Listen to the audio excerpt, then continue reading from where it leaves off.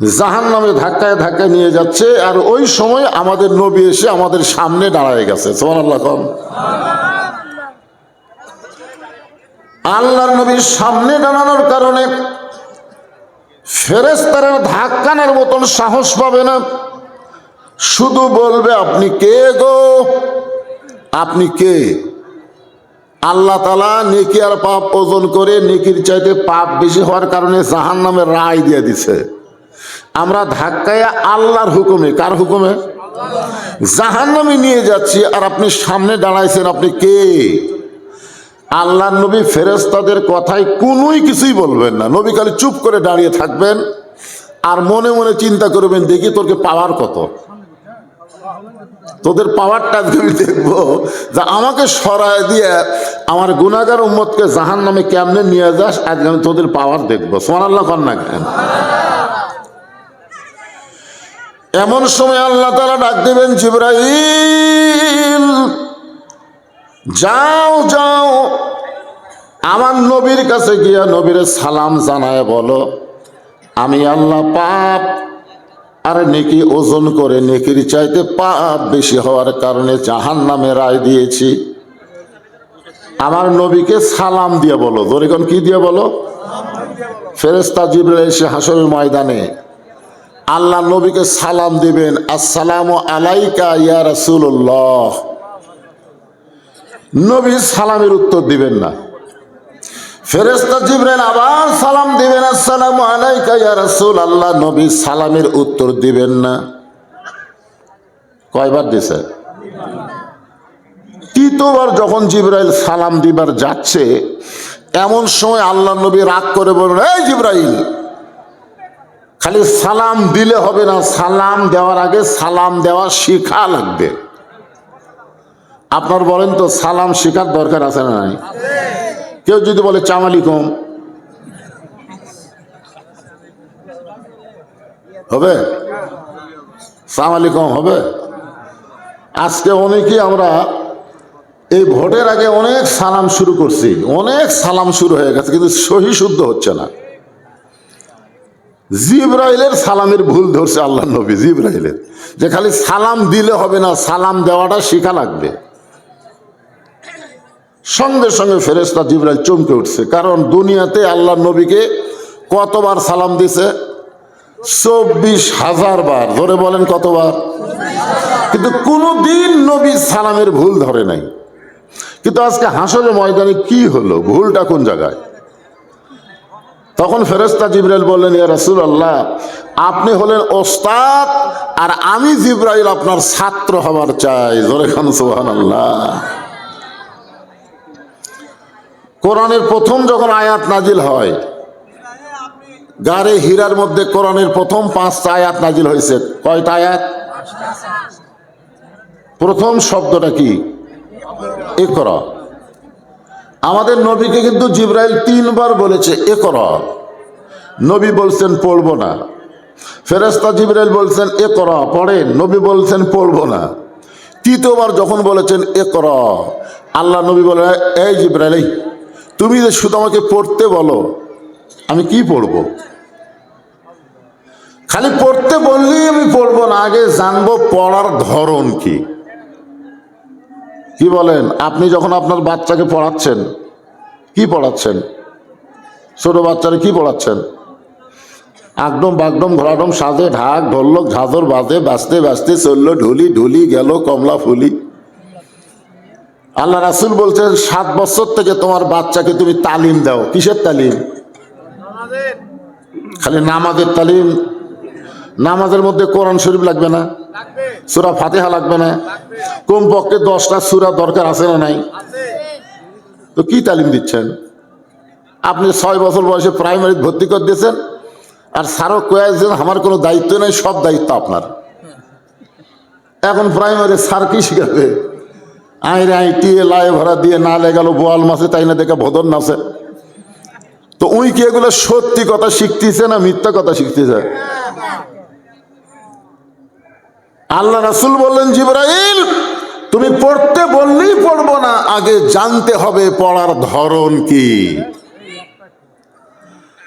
ফেরেশতা জিবরাইল বললেন বিইসমি রাব্বিকাল্লাযী খলাক,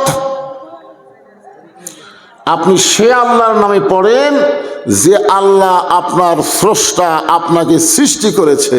তখন আল্লাহর নবী বললেন আমার কোনো আপত্তি নাই, আমি আল্লাহর পড়াটাই পড়তে চাই, আমি কারো ছাত্র হব না, আমার ওস্তাদ হবে স্বয়ং আল্লাহ।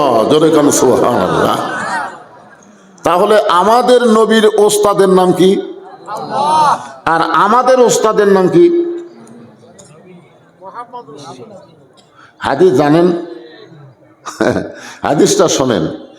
আল্লাহ রাসূল বলেছেন ইন্নী বুইসতু মুআল্লিমান, আল্লাহ আমাকে শিক্ষক করে দুনিয়াতে প্রেরণ করেছে। বলেন সুবহানাল্লাহ। কি করে প্রেরণ করছে? তাহলে আমাদের ওস্তাদের নাম কি? আল্লাহর নবী। এই জন্য আল্লাহ কোরআনে বলেছেন কুল, হে রাসূল আপনি বলেন ইন কুনতুম তুহিব্বুনাল্লাহ ফাত্তাবিউনি ইউহিব্বুকুমুল্লাহ ওয়া ইয়াগফির লাকুম যুনুবাকুম ওয়াল্লাহু গফুরুর রহিম। অন্য জায়গায় আল্লাহ বলেছেন মা আতাকুমুর রাসূলু ফাখুযুহু ওয়া মা নাহাকুম আনহু ফান্তাহু। ফেরেশতা জিবরাইল বললেন ইয়া রাসূলুল্লাহ আপনি আমার ওস্তাদ, আমি আপনার ছাত্র হবার চাই, সালামটা কেমনে দেওয়া লাগবে আপনি আমারে শিখিয়ে দেন। জোরে কান সুবহানাল্লাহ। আল্লাহ রাসূল বলতেছেন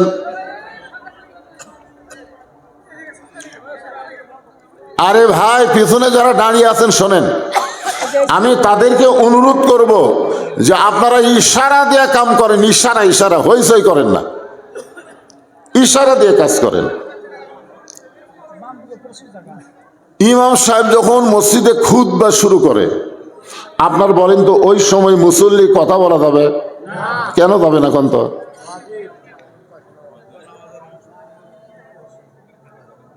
খুতবা শোনা যদি ওয়াজিব হয়, ওই সময় যদি কেউ মনে করেন এক লোক একটু কথা বলছে, আস্তে আস্তে বলতেছে ফিস ফিস করে, এই কথা বলিস করে, তাহলে কার গুনাহ বেশি হলো?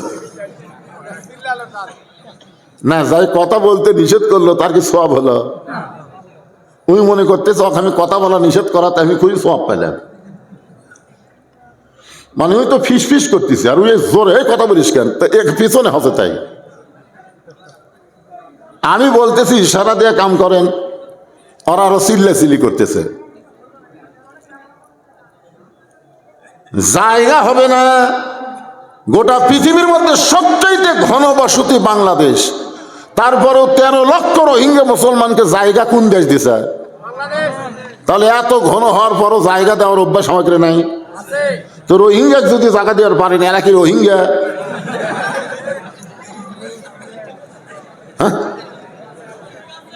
জায়গা দেওয়ার অভ্যাস আমাকে তো আছে রে ভাই। আমরা ভিন দেশি রোহিঙ্গা এক জায়গা দিলাম, আর আমাদের বাড়ির পাশের ভাই তারা খাড়ায় থাকবে কেন? দরকার হলে কোলের উপর বসে নেবেন। চাপেন চাপেন, যে ফাঁকা ফাঁকা দেখা যায়, চাপেন। শীতের রাত চাপেন চাপেন, একটু চাপে চাপে আসেন তো দেখি। কিসের বসার জন্য আসেনি? ইয়ে আবার আর এক ফতুয়া দিচ্ছে, ওরা বলে বসার জন্য আসেনি, ওরা কি দেখার জন্য আসছে? তবারক দিবেন আপনারা মোনাজাতের পরে, ঠিক কিনা বলেন? তবারক কি এখন দিবে? যে পোলা পাকাচ্ছে সেটা কি এখন দিবি? তো পোলা খাবার আসলে তো এত আগে আসবে না। পোলা খাবার পার্টি আমরা চিনি, ওরা কখন আসে সেটাও আমরা জানি। এলা পোলা খাওয়া পার্টি না, রওয়াজ শোনার পার্টি। বসেন, একটু জিকির করেন আর সামনে চাপেন লা ইলাহা ইল্লাল্লাহ, লা ইলাহা। আল্লাহর জিকির অলসতা না করে জবান করে মহব্বতে লা ইলাহা,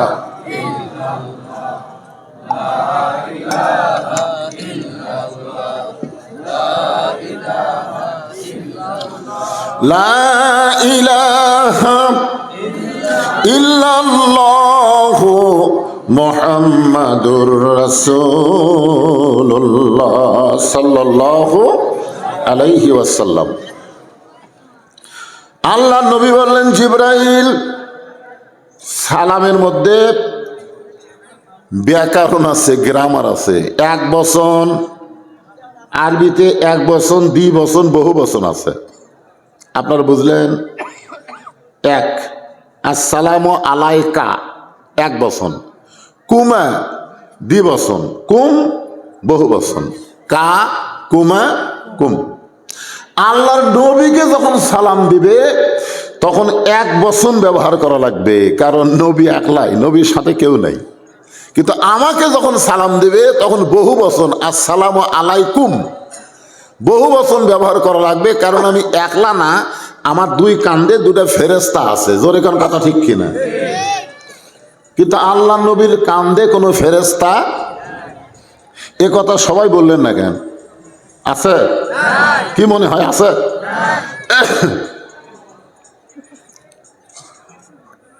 নবীর কান্দে চড়ার যোগ্যতা, কান্দে চড়ার যোগ্যতা কোনো ফেরেশতার নাই। লাইলাতুল মেরাজে নবী যখন ঘুমিয়েছিলেন, ফেরেশতা জিবরাইল বললেন, ইয়া রাসূলুল্লাহ, আপনি নবীকে নিয়ে আপনার আরশে যাবার কন, কিন্তু নবী যে হারে ঘুম পাড়তেছে, আমি কি করব? তা আল্লাহ বললেন, ডাক দাও। ফেরেশতা জিবরাইল বললেন, কিভাবে ডাক দেব? আল্লাহ রাসূল বললেন, তোমার জিবা বের করে নবীর পায়ের তালুতে সুরবুরি দাও। ফেরেশতা জিবরাইল নিজের জিহ্বাটা বের করে নবীর পায়ের তালুতে সুরবুরি দিলে নবী চেতন পায়। তাহলে ফেরেশতার সর্দার জিবরাইল যদি জিবা দিয়ে নবীর চেতন করায়, তারই কান্দ থাকার মতন যোগ্যতা কোনো ফেরেশতার আছে? এই জন্য নবীরে সালাম দিলে কয় বচন? আসসালামু আলাইকা। যারা মক্কাত গেছেন, রাসূলের রওজা জিয়ারত করছেন, তারা সবাই জানেন ওই জায়গায় যায় আমরা সবাই সালাম দিয়েছি, আসসালামু আলাইকা ইয়া রাসূলুল্লাহ, আসসালামু আলাইকা ইয়া হাবিবাল্লাহ। আল্লাহ নবী বলেন, জিবরাইল তুমি তিনবার আমাকে আসসালামু আলাইকা বলে সালাম দিলে, কিন্তু আমার গুনাহগার উম্মতকে কেন বাদ দিলে? যাকে ফেরেশতারা ধাক্কায় ধাক্কায় জাহান্নামে নিয়ে যাচ্ছে, সেই গুনাহগার উম্মতকে কেন বাদ দিলে? ফেরেশতা জিবরাইল বলে, ইয়া রাসূলুল্লাহ, এক সালাম দিয়ে লাভ নাই, এর জন্য দোয়া করে লাভ নাই। সালাম হচ্ছে সবচাইতে বড় দোয়া। সবচাইতে কি?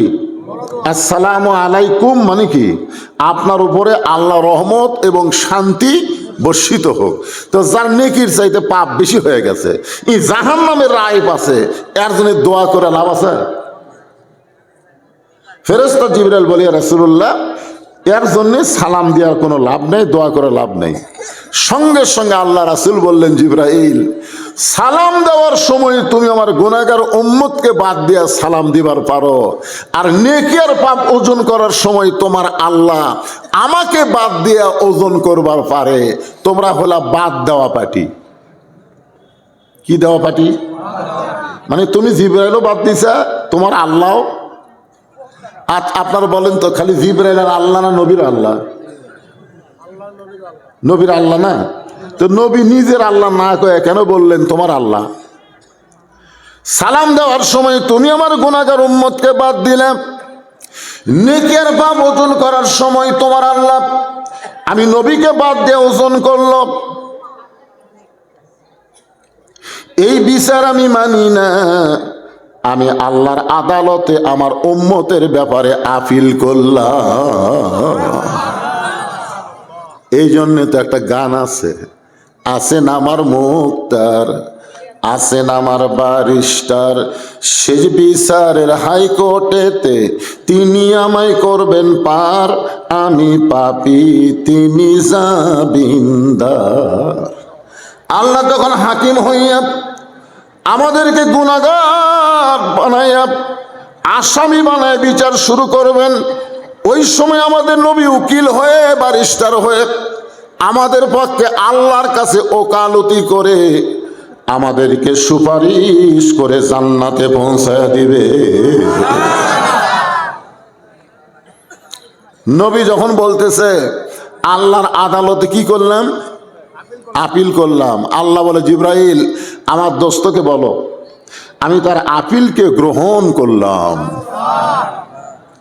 যে আল্লাহ বলেছেন আমি আপিলকে গ্রহণ করলাম, সঙ্গে সঙ্গে নবী গুনাহগার উম্মতের হাতটা খপ করে ধরে বলবে তোর আর কোনো টেনশন নাই। সুবহানাল্লাহ বলেন। গুনাহগার উম্মত খালি বারবার তাকাবে আপনি কে, আপনি কে। আজকে কঠিন হাসরের দিন আমার বাবা আমারে চেনে নাই, আমার মা পরিচয় দেয় নাই, আমার ভাই বন্ধু কেউ আমারে চিনে নাই। আপনি কে গো? এই কঠিন দিনে আমার হাতটা ধরে মিজানের কাছে নিয়ে যাবে, নেকি আর পাপ ওজন করে দেখা যাবে নেকির চাইতে পাপ অনেক বেশি। আল্লাহ বলবেন হাবিব কি হলো, আপিল করে কি হলো, এই তো নেকির চাইতে পাপ বেশি হলো। সঙ্গে সঙ্গে আল্লাহর নবী জামার ডান পকেটে হাত দিবেন, কি যেন বের করে নেকির পাল্লাই তুলে দিবেন, আর সঙ্গে সঙ্গে গুনাহগার উম্মতের নেকির পাল্লার ওজন বেশি হয়ে যাবে। আল্লাহ বলবেন হাবিব কি দিলেন, আপনি নেকির পাল্লায় কি দিলেন যে হালকা নেকির পাল্লা ওজন হয়ে গেল? রাসূল বলবেন আল্লাহ আপনি সবই জানেন, কিন্তু জানার পরে যখন জানতে চান তাহলে শোনেন, নামাজের ইবাদতের সওয়াব, রোজার ইবাদতের সওয়াব, জিকিরের ইবাদতের সওয়াব আপনি নেকির পাল্লা দিয়েছেন, কিন্তু আমার কাছে দরুদ শরীফ পড়ছে, আর সেই দরুদ যে মদিনায় আমার কাছে আছে সেটার খবর কি? এই দরুদের নেকি আমার উম্মতরা আমাকে কোনোদিন দেখে নাই, আমার নামটা শোনার সঙ্গে সঙ্গে মুহাব্বতে সাল্লাল্লাহু আলাইহি সাল্লাম বলেছে, আর ফেরেশতারা আমি নবীর কাছে রওজা গিয়ে জমা দিয়েছে, আজকে সেই দরুদের নেকিগুলো নেকির পাল্লায় দিয়ে দিলাম। নামাজ রোজা হজ যাকাত হলো ইবাদত, আর দরুদ শরীফ হচ্ছে মুহাব্বত। ইবাদতের নেকির চাইতে মহব্বতের ওজন অনেক বেশি, যার প্রমাণ হচ্ছেন হযরত আবু বকর। জোরে কোন কথা ঠিক কিনা? আল্লাহ রাসূল বলেছেন আমার সমস্ত উম্মতের নেকির পাল্লায়, সমস্ত নেকি যদি এক পাল্লায় দেওয়া হয়, আর আবু বকরের এক রাতের মহব্বতের নেকি যদি অন্য পাল্লায় দেওয়া হয়, সমস্ত উম্মতের নেকির চাইতে আবু বকরের মহব্বতের ওজন বেশি হবে। আপনারা বলেন তো সেটা কোন রাত? মেরাজের রাত না, হিজরতের রাত। হ্যাঁ জোরে কোন কিসের রাত? হিজরতের রাত। চিন্তা করে দেখেন, হিজরতের রাতে গাড়ির সুরের মধ্যে কি আবু বকর নামাজ পড়ছে, জিকির করছে? খালি নবীর মাথাখানা নিজের উরাতের উপরে নিয়ে গর্তের মুখে পা ঢুকাই দিয়েছে, সাপ কামড়াছে পা টান দেয়নি, বারবার বলেছে জীবন দিব, কিন্তু তুমি সাপ বের হয়ে আমার নবীরে কামড় দিবা এই সুযোগ আমি দিব না। আমার জীবনের চাইতে আমার নবীর ঘুমের দাম বেশি। এই যে মহব্বত। আর আমরা যখন দরুদ পড়তেছি, আপনারা বলেন তো দরুদের মধ্যে একটা মহব্বত আছে না নাই? এই জন্য যখনই নবীর নাম শুনবো সঙ্গে সঙ্গে জবান খুলে বলবো সাল্লাল্লাহু আলাইহি ওয়াসাল্লাম। এনায়েতপুর দাখিল মাদ্রাসা উদ্যোগে আজকের এই তাফসীরুল কোরআন মাহফিলে আল্লাহ তাআলা যিনাকে সম্মানিত সভাপতির আসনে কবুল করেছেন, জনাব মোহাম্মদ আইনুল হক। আজকেই বিজ্ঞাপনে প্রথম দেখলাম সভাপতির নাম প্রধান অতিথির নিচে দেয়। সভাপতি মানে কি? সভাপতি শব্দের অর্থ জানা লাগবে তো, যাই বিজ্ঞাপন ছাপাবার যাইতে সভাপতি নামের অর্থ বোঝা লাগবে না? সভাপতি মানে বক্তা, প্রধান অতিথি সবার উপরে। সভাপতি মানে কি? সবার পতি। পতি মানে কি? হ্যাঁ, আমি তো পড়বার যা ফট করে ভুল করবার চাইছিলাম, চোখ এখনো কিছু একটু দেখবার পাইতো, সেই জন্য সমস্যা। জনাব মোহাম্মদ আইনুল হক আজকের মাহফিলের সম্মানিত সভাপতি, সহ সভাপতি জনাব মোহাম্মদ আব্দুল সাত্তার, সম্মানিত সভাপতি দ্বয়কে অন্তরের অন্তঃস্থল থেকে আমি শুভেচ্ছা জ্ঞাপন করছি। আজকের এই মাহফিলের সম্মানিত প্রধান অতিথি জনাব আলহাজ মোহাম্মদ আসলাম হোসেন, আজকের এই মাহফিলের সম্মানিত প্রধান অতিথিকে অন্তরের অন্তঃস্থল থেকে আমি শুভেচ্ছা জ্ঞাপন করছি। আজকের এই মাহফিলের সম্মানিত ওলামায়ে কেরাম, আপনাদের মাঝে মাঝে যে সমস্ত আলেম ওলামা বসে আছেন, কে রে ভাই মাইক আলা কুটি রে, আমি টানি এই দিকে ই যাই এই দিকে, এটা কি ঢিল হয়ে গেছে নাকি রে? মানে এটা মুখ বরাবর না থাকলে আবার সাউন্ড ক্লিয়ার হবে না, বোঝেন না ভাই? চলে যায় আস্তে আস্তে এদিকে চলে যায়।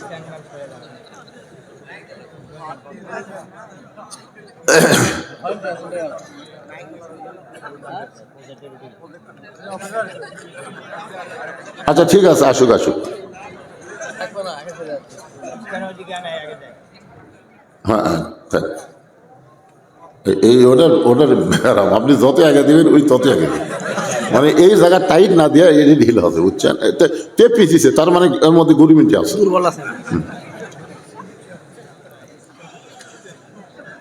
যে সমস্ত আলেম ওলামা আপনাদের মাঝে মাঝে বসে আছেন, মঞ্চে আছেন, মাগরিবের নামাজের পর থেকে এত রাত পর্যন্ত কোরআন হাদিসের আলোকে অত্যন্ত গুরুত্বপূর্ণ আলোচনা করে আপনাদেরকে শোনালেন, আলেম ওলামা সহ আজকের এই মাহফিলের বক্তাগণকে অন্তরের অন্তঃস্থল থেকে আমি শুভেচ্ছা জ্ঞাপন করছি।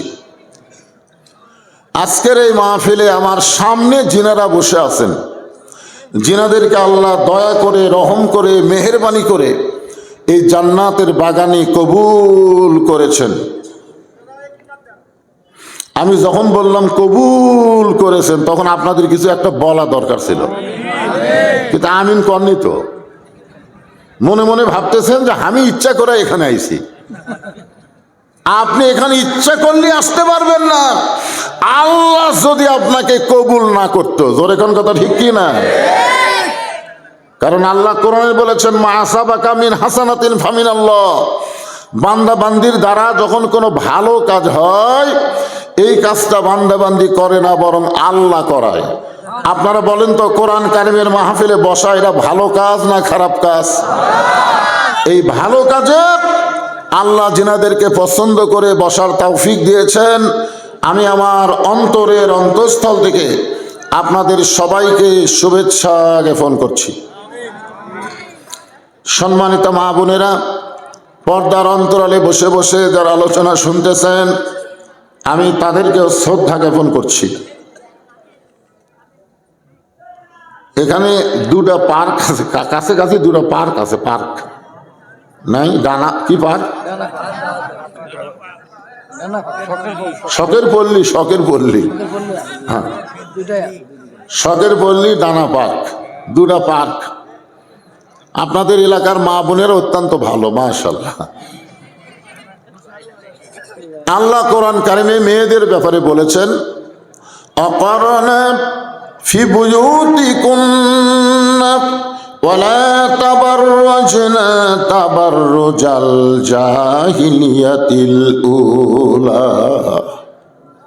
মায়েরা, আপনারা অত্যন্ত শ্রদ্ধাশীল। আপনাদেরই পেটের ভিতর থেকে আল্লাহ আমাদেরকে দুনিয়াতে প্রেরণ করছে। জোরে কোন কথা ঠিক কিনা? একটা মায়ের যে কি দাম রে! যত নবী বলেন, সাহাবী বলেন, আল্লাহর ওলি বলেন, শুধু একজন আদম আলাইহিস সালাম ছাড়া, শুধু আদম নবী ছাড়া সবাই মায়ের পেট থেকেই দুনিয়াতে এসেছেন। শুধু একজনের বাবা ছিল না, তার নাম হলো ঈসা আলাইহিস সালাম, কিন্তু মা ছিল মরিয়ম, ঠিক কিনা বলেন? কিন্তু আমাদের সকলের বাপ মা আছে না নাই? আপনারা বলেন তো, বাবা আর মা এই দুটার মধ্যে দাম বেশি কার? একসাথে করলো না, কি জন্য মায়ের দাম বেশি?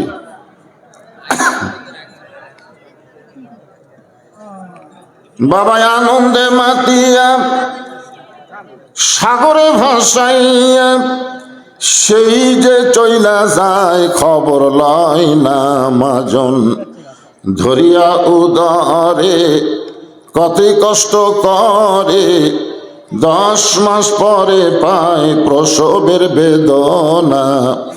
এমন দরদি ভবে কেউ হবে না আমার মা গো। কি বলবো প্রসবের কথা, মা বিনে সেই ব্যথা কেউ তো বুঝিবে না। মাজন ঠেকিয়া সন্তানের দায় অকালে মা মারা যায়। মাজন ঠেকিয়া সন্তানের দায় অকালে মা মারা যায়। কেন সে মায়ের ভক্তি করো না, এমন দরদি ভাবে কেউ হবে না আমার মা গো। গানটা শোনা সুবহানাল্লাহ বলেন না, কিন্তু এই গান আমার বাপের গান নয়, এই গান হলো আল্লাহর কোরআনেরই গান। সুবহানাল্লাহ কোন না গান আয়াতটা কব। এই তোরা ছোট মানুষ, তোর কি জোরে কোয়া লাগবে না? তোর কে এখনো শাশুড়ি হয়নি তো? এই যারকে শাশুড়ি হচ্ছে তার কক বলতেছি। কতগুলো বইয়ের সামনে শাশুড়ি বসে আছে, এখন বলতেছে আম্মা আম্মা আমি বাজারে যাচ্ছি, আপনি ডাব খাবেন না গ্লুকোজ খাবেন? কি করছে? বইয়ের সামনে শাশুড়ি বলতেছে আম্মা আমি বাজারে যাচ্ছি, আপনি ডাব খাবেন না গ্লুকোজ খাবেন? তখন বউ বলতেছে আমার মাও দুটাই খায়, মানে দুটাই খায়, ডাবও খায় গ্লুকোজও খায়। তখন বলতেছে আজকে আমি ডাব গ্লুকোজ দুটাই কিনবো, আম্মার পছন্দ। এই কথা বলে ব্যাগ না বের হওয়ার সময় দেখে দরজার মা খাড়া হয়ে আছে। ওই মায়ের দিকে তাকায়নি, মাও যে খাড়া হয়ে আছে মায়ের দিকে তাকায়নি, মাথা নিচু করে বের হয়ে যাচ্ছে। মা বলতেছে বাবা এক সপ্তাহ আগে 10 টাকার পান কিনে দিছিস, পান ফুরে গেছে বাবা, আজকে বাজার থেকে আমার জন্য 10 টাকার পান সুপারি নিয়ে আসিস। এই জন্যই তো তাকাই না, এই জন্যই তো তাকাই না, খালি খাই খাই। ওই শাশুড়ির জন্য ডাব গ্লুকোজ কিনবে আর মায়ের জন্য 10 টাকার পান সুপারি খাই খাই, এরকম পাটা আছে না নাই? ধরে কেন আছে না নাই? এরা কিন্তু বেটা না, এরা মনে হয় মাটি ফেটে পারাছে। মায়ের 1 ফোঁটা দুধের দাম কাটিলে গায়েরই চাম। মায়ের 1 ফোঁটা দুধের দাম কাটিলে গায়েরই চাম। জুতা বানাইয়া দিলেও ঋণের শোধ হবে না, এমন দরদি ভাবে কেউ হবে না আমার মা গো। আমার সেই মায়েরা বসে আছেন পর্দার অন্তরালে। খালি মায়েরা নাই, মায়ের সাথে আমার কিছু বোনেরাও আছে। জোরে কোন কথা ঠিক কিনা? খালি মা থাকলে তো সমস্যাই হতো না, কিন্তু এই বোনগুলোই তো। আপনারা মনে করেন বোন কি কোনোদিন মা হবি না? এই কথা কান হবে কি হবে না? যে বেটার বউ শাশুড়ি দেখতে পারে না, ওই বেটার বউয়ের যদি বেটা থাকে ওনাকে চিন্তা করা লাগবে আমিও একদিন শাশুড়ি হব। আমি যেমন শাশুড়ি 2 চোখে দেখতে পারি না, আমার বেটার বউ হলো আমাকেও 2 চোখে দেখতে পারবি না। জোরে কোন কথা ঠিক কিনা? কিন্তু মনে রাখে না তো, মনে রাখলে তো কামই হয়। একবার মুসা আলাইহিস সালাম তুর পর্বতে গিয়ে বলতেছে আল্লাহ আমি এত আপনার জন্য কষ্ট করি, আপনার দিনের জন্য এত কষ্ট করি, এই ফেরাউনের কাছে কলেমার দাওয়াত দিবার যা পিটন খাই, এ হয় সে হয়, কত কষ্ট আমার। তা আমি মুসা যখন দুনিয়া থেকে বিদায় নিয়ে জান্নাতে যাব, আমার সঙ্গে জান্নাতি বন্ধু কে হবে? কে বলতেছে? মুসা নবী আল্লাহকে বলতেছে সরাসরি, যে আল্লাহর সাথে কথা বলার আল্লাহ একটা সুযোগ দিছে। মুসা কালিমুল্লাহ। আল্লাহ বলে মুসা তুমি যদি জানবার চাও তাহলে শোনো, তোমার সঙ্গে যিনি জান্নাতে বন্ধু হবে অমুক বাজারের একজন কসাই। অমুক বাজারের একজন কসাই। মুসা নবী শুনে বলতেছে আল্লাহ আমার সাথে ইয়ার কি করতেছে? আমি একজন নবী জলিল কদর পয়গম্বর, আর আমার সঙ্গে জান্নাতি বন্ধু হবে একটা বাজারের কসাই। কসাই মানে কি বুঝতেছেন? আমার এলাকার এক কসাইয়ের মেয়ে চক লোকমান মহিলা মাদ্রাসা থেকে দাওরা পাস করছে। দাওরা পাস করছে, মেয়েটা পর্দানিশী খুবই ভালো। আমার কয় হুজুর আপনি আলেম মানুষ, একটা ভালো ছেলে ফেলে দেখবেন তো। তা আমি একটা ছেলে পাইলাম, দাওরা পাস, হাফিজ সাহেব, মসজিদের ইমাম, মাদ্রাসার মোহতামিম। আমি বললাম একটা ভালো মেয়ের খোঁজ আমার কাছে আছে বাবা, বিয়ে করবে। মেয়েটা দাওরা পাস, 17 না 18 পারা কোরআনের হাফেজা, পুরাপুরি হাফেজ হয়নি, তবে দাওরা পাশ করছে। তো ছেলে শুনে খুবই খুশি, কয় হুজুর আমি তো এইরকম একটা মেয়ে খুঁজতেছিলাম, তো মেয়েটার পরিচয় কি? আমি বললাম পরিচয় ভালো, আর বাপ একটু কষাই, যেই খুশি কষাই ওই আমার কাছে 3 ধাপ দূরে গেছে। না হুজুর, এই কষার মেয়েকে আমি বিয়ে করবো না। যাই যে হারে দাও দেয় গোস্ত কাটে, যদি মেয়ের সাথে কোনোদিন কিছু হয় আর ওই দাও যদি ভুল করে হামাক ধরে, মানে কষায় নামটা শুনতেই যেন কেমন লাগে, ঠিক কিনা বলেন? মুসা বলতে আল্লাহ আমার সঙ্গে ইয়ার কি করেন? আল্লাহ বলে মুসা যদি জানবার চাও তাহলে অমুক বাজারে যাও। মুসা নবী বাজারে কসাইকে দেখতে গেছে, যেই কসাই মুসা নবীর সঙ্গে জান্নাতি বন্ধু হবে। দেখতে গিয়ে দেখে কসাই গোস্ত বিক্রি করতেছে, কপাল দিয়ে ঘাম টপ টপ করে পড়তেছে, আর সমানে খালি গোস্তের উপর দাও মারতেছে। গোস্ত বিক্রি করা যখন শেষ হয়ে গেল, কসাই সামান্য এক টোপলা গোস্ত নিয়ে বাড়ির দিকে যখন রওনা দেয়, মুসা নবী কসাইয়ের সামনে দাঁড়ায় সালাম দেয়, আসসালামু আলাইকুম কসাই ভাই। কসাই বলতেছে ওয়ালাইকুম আসসালাম, টোপলা দেখে লাভ নেই, তুমি আমারে সালাম দিছ, গোস্ত টোপলা দেখে লাভ নাই। মুসা বলে আল্লাহ এই মানুষটা আমার সঙ্গে জান্নাতের বন্ধু হবে। আল্লাহ বলে তদন্ত করো। মুসা নবী কসার পিছনে পিছনে রওনা দিলেন। কসার বাড়ি পর্যন্ত গিয়ে বললেন ভাইজান আজকে শুধু একটা দিন আপনার বাড়িতে থাকতে চাই। কসাই বলতে থাকা যাবে কিন্তু খাবার দেওয়া যাবে না।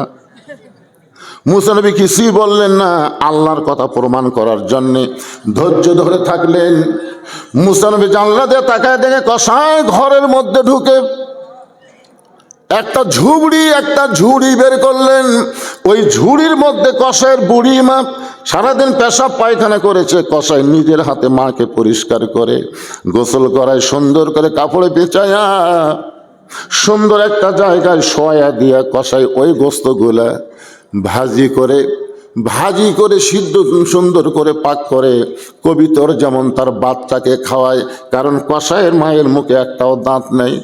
কসাই গোস্তগুলো চাবায়া চাবায়া মায়ের মুখে দেয়। মা গোস্তগুলো যখন গিলে গিলে খায়, কসাইকে মা বলে বাবা তুই একটা বিয়ে কর, বাবা তুই আমার জন্য এত কষ্ট করিস।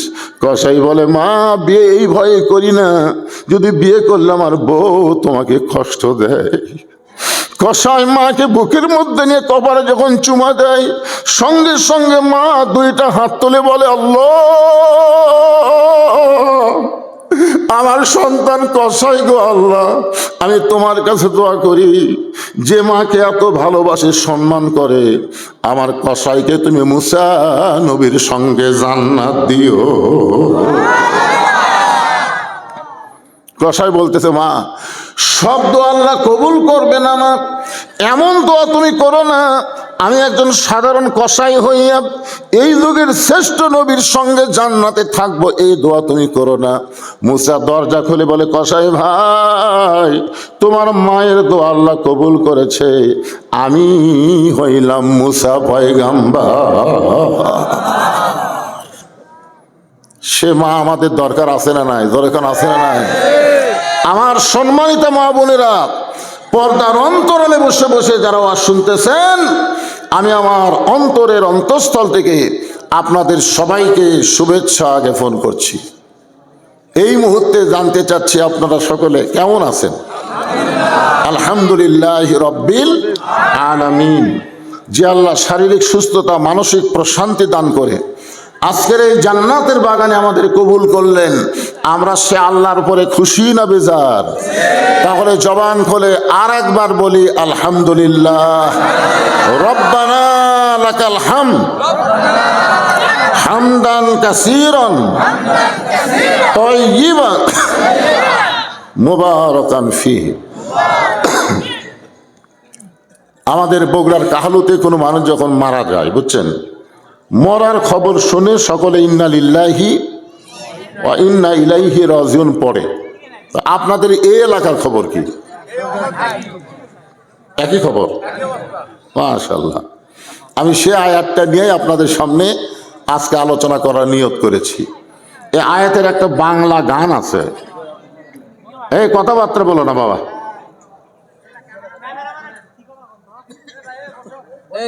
আরে শোনেন, আপনার যে এই কথাটা শোনেন, এই ক্যামেরা দেখে আপনার বিরক্ত হচ্ছেন, কিন্তু আপনাকে নয় তোরের মাহফিল, খালি আপনারাই শুনতেছেন। তারা লাইভ দিছে, এটা আবার ভিডিও ছাড়বে।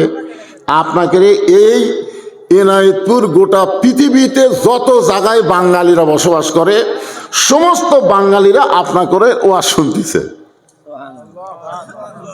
লক্ষ লক্ষ লক্ষ লক্ষ মানুষ আপনাকে ওয়াজ আজকে শুনতেছে। তাহলে খালি অন্য লোক কোরআনের ওয়াজ শুনান কে লাভ না লস? তো এইগুলা এই খাটের মাধ্যমেই তো কাম হচ্ছে। আপনারা খাটের দিকে বিরক্ত হচ্ছেন। এই ক্যামেরাম্যান বাবারা, তোমরা বেশি বেশি ঘন ঘন আসো না, একবার সাইজ করে দিয়েছিল তো। হ্যাঁ,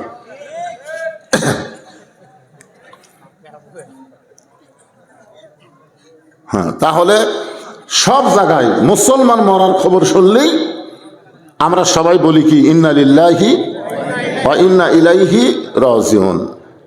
এর বাংলা অর্থ কি? হুজুর, আমরা তো আরবি শুনে শুনে মুখস্থ করছি, আমরা বাংলা তো অর্থ জানি না। এই আয়াতের বাংলা অর্থ জানলে আপনাদের খুবই লাভ হবে। অর্থ কি শুনবেন? আগে একটা গান শোনেন। কোন বনের পাখি তুমি, আইলা রে কোন বনে, আবার কোন বনেতে যাইতে হবে, পড়ছে নাকি মনে। কি বুঝলেন?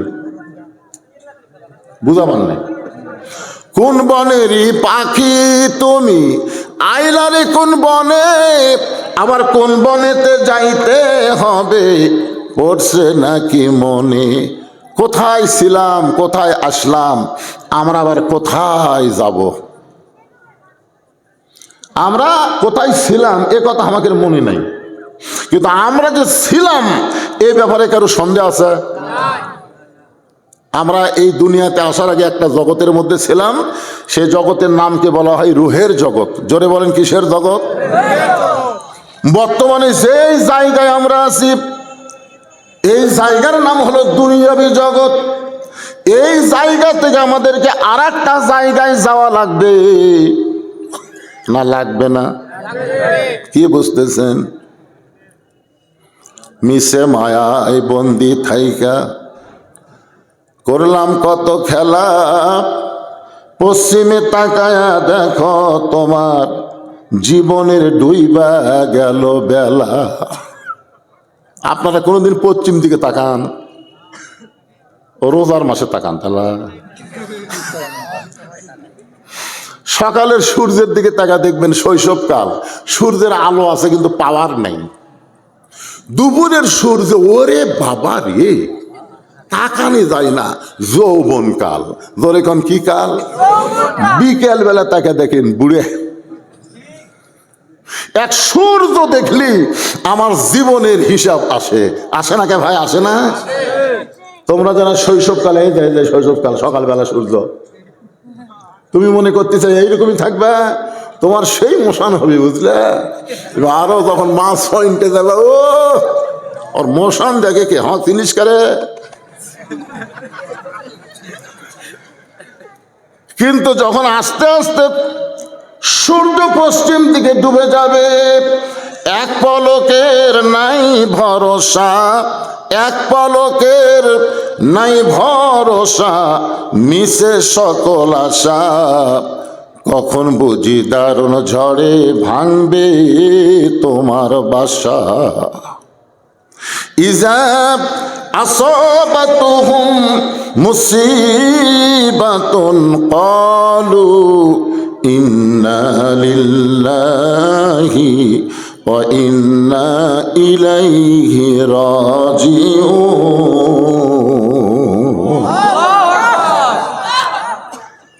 আপনারা আবার মনে করেন না যে হুজুর আমাকে মরার কথা করছে।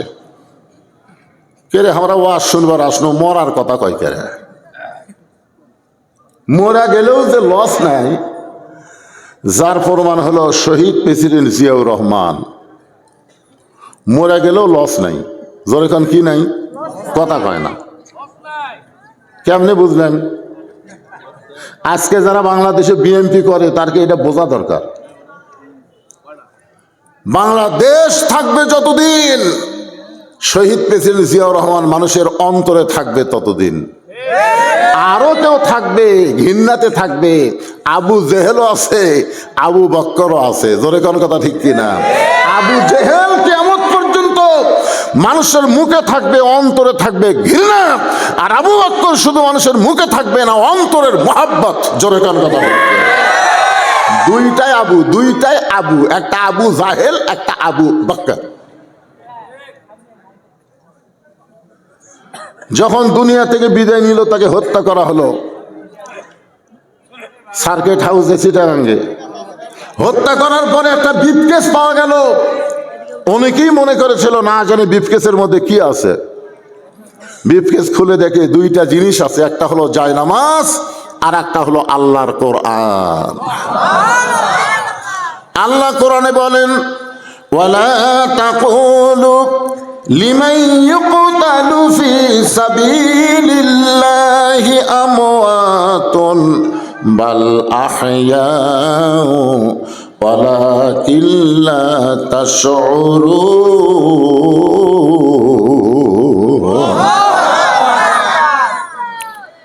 শুধু ভারতের বিরুদ্ধে ছিল, ভারতের আধিপত্যকে গ্রহণ করে নাই। ভারত বাংলাদেশের তালপট্টি দ্বীপকে দখল করতে চেয়েছিল, তিনি সেটা দেয় নাই। দেশের মাটি, দেশের মানুষ ভালোবেসেছেন আর সব সময় কোরআন কাছে রেখেছেন। যখনই নামাজের সময় হয়েছে যায় নামাজ বের করে নামাজ আদায় করেছেন।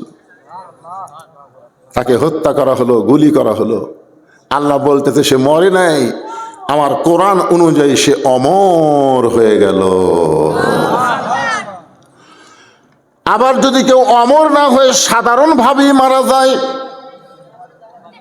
সাধারণভাবেই যদি মরে যায়, যেমন কিছুদিন আগে মরে গেল বেগম খালেদা জিয়া, যার জানাজায় এত মানুষ হলো। আমাকে একজন বলল, হুজুর পাখি একটা পাখির ক্যামেরায় দেখা গেছে কমপক্ষে 5 থেকে 6 লক্ষ আলেম তার জানাজায় হাজির হয়েছে। 5 থেকে 6 লক্ষ আলেম। তার মানে কি বুঝতেছেন? এভাবে মরে যাওয়া ক্ষতি নাই। মরে গেলে যার জানাজায় 5 থেকে 6 লাখ লোক হয়, আর আমাকে জানাজাত মাইকিং করেও তো 2000 লোক হয় না। আয় আয় এলে মরা করে এলে মরার চাইতে না মরাই ভালো।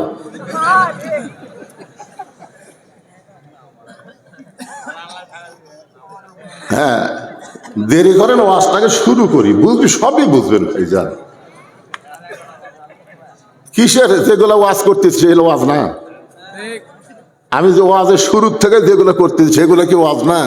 সবচাইতে গুরুত্বপূর্ণ দরুদের ফজিলত আগে আপনাদের শোনালাম। নিজের নেকি দিয়ে আমল দিয়ে জান্নাত যাবে না, এতই সোজা। নবী যদি সুপারিশ না করে একজন জান্নাতের যাওয়া তো দূরের কথা, দরজা পর্যন্ত দেখা যাবে না। জোরে কোন কথা ঠিক কিনা? নিদানে আখেরাতে করাইতে পুলসিরাতে কান্ডারি হইয়া নবী পার করিবেন সেই তরণী। সবাই বলেন নবী মোর পরশমণি, নবী মোর সোনার খনি, নবী নাম ভাবে যেজন সেই তো দোজাহানের ধনী। আলহামদুলিল্লাহ। এবার চলে আসেন মনোযোগ দিয়ে খেয়াল করে। আমরা কেউ দুনিয়াতে থাকার জন্য আসি নাই, আমাদেরকে দুনিয়া ছেড়ে যাওয়াই লাগবে। আমার মা বোনেরা যারা পর্দার অন্তরালে বসে আছেন, একটু মনোযোগ দিয়ে শুনবেন। পুরুষের জন্য ওয়াজ বেশি লাগবে না, ওয়াজ লাগবে নারীর জন্যে। কারণ জান্নাতে নারীরা ওয়াজ শোনেও আল্লাহর ওয়াজ মানে নাই। আল্লাহ যখন বলেছেন ওলা তাকরাবা হাজি সাদারা ফাতাকুনা মিনাজ জালিমিন, মরদ পুরুষ আদম কিন্তু ওই দিকে একবারও তাকায়নি। ওই গন্ধম গাছের দিকে একবারও আমাদের বাবা আদম আলাইহিস সালাম তাকাইনি। কারণ যেখানে আল্লাহ যাবাই নিষেধ করছে ওদিকে তাকালাম আছে। কিন্তু হাওয়ার খালি সিন থেকে নিষেধ করলো কে? এই জন্যে বাংলাদেশে মরদ যদিও খারাপ হয় আর মেয়ে যদি ভালো হয়, ওই ভালো মেয়ের কারণে মরদ ভালো হতে বাধ্য হয়ে যাবে। জোরে কর কথা কন না কেন, বাধ্য হয়ে। আমার মায়েরা যারা পর্দার অন্তরালে একটু মনোযোগ দিয়ে শোনেন। ইন্না লিল্লাহর উপর আলোচনা করতেছি। বড় পীর আব্দুল কাদের জিলানী রহমতুল্লাহ আলাইহি জান্নাতুল বাকি জিয়ারত করতেছেন। আল্লাহ নবীর রওজার পাশে সবচাইতে বড় যে গোরস্থান, সে গোরস্থানের নামই হলো জান্নাতুল বাকি। জোরে কার নাম কি? এ আমার দিকে তাকায় কথা শোনেন। জান্নাতুল বাকির মধ্যে 10,000-এরও বেশি সাহাবী ঘুমায় আছে। একটা গোরস্থানের মধ্যে 10,000-এর বেশি যদি সাহাবী থাকে, সেটা কি গোরস্থান থাকে? সেটার নাম কি? এই জান্নাতুল বাকি, জান্নাতের বাগান। আরে আমাদের গোটা বাংলাদেশ মিলে একটা সাহাবীও নাই, নবী তো নাই, সাহাবীও নাই।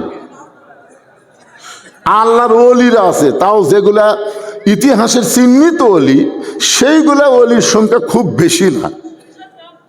জানা ওয়াসিনার উপর আমাদের ভিড় বেশি। আমি নিয়ামত পরে যাই দিকে একটা গাছের সাথে তেনা বান্ধা হতে, বুঝছেন? ওই প্রত্যেক ডালে ডালে তেনা বান্ধা। আমি গাড়ি থামায় কইলাম, কে রে ভাই, এই গাছ হতে এত তেনা বান্ধা কে? হুজুর এটা তেনা পীর হুজুর। দেখছেন, যেই দেশে কোরআন আছে, কোরআনের সমাজ নাই, কোরআনের আইন নাই, সেই দেশে মুসলমানেরা অধিকাংশই মুশরিক হয়ে যায়। জোরে কান কি হয়ে যায়? মুশরিক হয়ে যায়। খালি কোরআনের ওয়াজ শুনবেন, কোরআন অনুযায়ী চলবেন না, তেনা বাবা, খেতা বাবা, ল্যাব বাবা, আর বাপের হিসাব থাকবি না। আসলে সর্বসাকলে বাপ হলো তিনটে। জোরে কোন কয়টা? একটা হলো জন্ম দেওয়া বাপ, একটা হলো আদি বাপ, আর একটা হলো জাতির বাপ। এই তিনটা বাপ ছাড়া বেশি বাপ হওয়া ভালো না। বইয়ের বাপকে যান বাবা কন না, বইয়ের বাপক কবেন শ্বশুর আব্বা। কি কবেন? শ্বশুর আব্বা, আব্বু। আপনি যদি আপনার বাপকে বাদ দিয়ে শ্বশুরক সালাম দেন, আর বাপ যদি কলিজাতে একটু কষ্ট পায়, আপনার জন্য জাহান্নাম হয়ে যাবে, জান্নাত পাবেন না। আপনি জানেন? বউ আছে বলে আপনার শ্বশুর আছে, তাহলে বউ ছেড়ে দেন, তুই আর শ্বশুর থাকবি? এই জন্য একটু মনোযোগ দিয়ে কথাগুলো শুনবেন ভাইজান। আব্দুল কাদের জিলানী রহমতুল্লাহ আলাইহি জান্নাতুল বাকি জিয়ারত করতেছেন। পিছন দিক থেকে এক মুরিদ বলতেছে, হুজুর আপনি চোখ বন্ধ করলে গোটা পৃথিবীর খবর বলতে পারেন, আপনি একটু চোখ বন্ধ করে দেখেন তো এই জান্নাতুল বাকির কোন জায়গায় মা ফাতেমার কবর। আপনি চোখ বন্ধ করলে গোটা পৃথিবীর খবর বলতে পারেন। হুজুর আপনি একটু দেখেন তো এই জান্নাতুল বাকির কোন জায়গায় মা ফাতেমার কবর। আব্দুল কাদের জিলানী ছোট বাচ্চার মতন কান্না শুরু করে দিলেন। সমস্ত মুরিদ বলে, হুজুর আপনি কাঁদেন কেন? আব্দুল কাদের জিলানী বললেন, এই জান্নাতুল বাকির মধ্যেই মা ফাতেমার কবর আছে, কিন্তু কবরটা কোন জায়গায় এটা কিয়ামত পর্যন্ত কেউ বলতে পারবে না। সমস্ত মুরিদ বলে, হুজুর এই জান্নাতুল বাকির মধ্যে মা ফাতেমার কবর আছে, কিন্তু কবরটা কোন জায়গায় কিয়ামত পর্যন্ত কেন বলতে পারবে না? আব্দুল কাদের জিলানী বললেন, আমার মা ফাতেমা হলো জহুরা। আমার মা ফাতেমা কি? সবাই বলেন কি? তুমি আবার ব্যায়াম করতেছে কারে?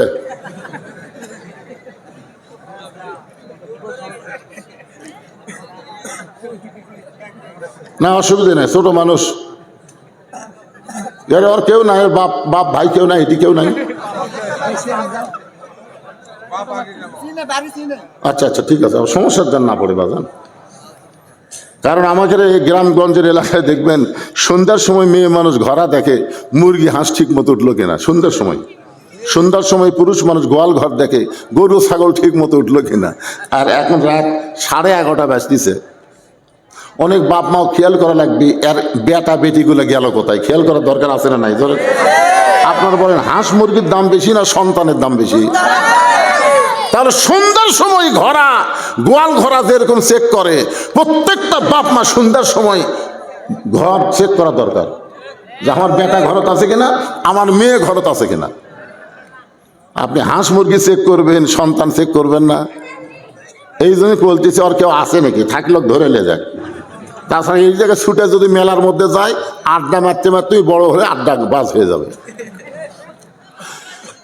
অত্যন্ত গভীর মনোযোগ দিয়ে কথাগুলো শুনবেন। আব্দুল কাদের জিলানী বললেন আমার মা ফাতেমা হলেন জহুরা। সমস্ত মুরিদ বলে হুজুর জহুরা মানে কি? ও মায়েরা যারা পর্দার অন্তরালে বসে আছেন একটু মনোযোগ দিয়ে শোনেন। আব্দুল কাদের জিলানী বলতেছেন জহুরা মানে যদি শুনতে চাও তাহলে শোনো। হযরত আলী এশার নামাজ আদায় করে। হযরত আলী কি হয়েছে বাবা, কি রে?